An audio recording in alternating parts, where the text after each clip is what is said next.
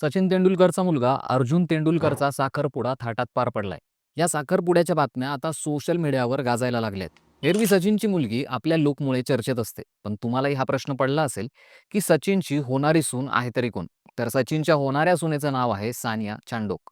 मुंबईतले प्रसिद्ध उद्योगपती रवी घई यांची ती नात आहे. रवी घई हे इंटरकॉन्टिनेंटल मरीन ड्राईव्ह हॉटेल आणि ब्रुकलिन क्रीमरीचे मालक आहेत. तर सानिया ही Mister Paws pet spa and स्टोअरची सीईओ आहे.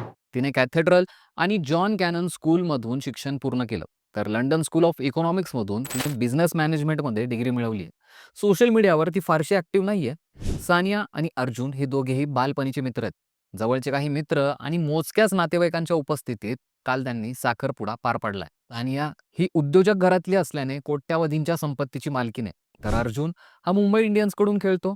रणजी ट्रॉफीमध्येही गोव्याकडनं तो खेळतो. साराच्या तुलनेत तो कमी प्रकाश झोतात असतो आणि म्हणूनच आता त्याचा साखरपुडा हा चर्चेत आलाय.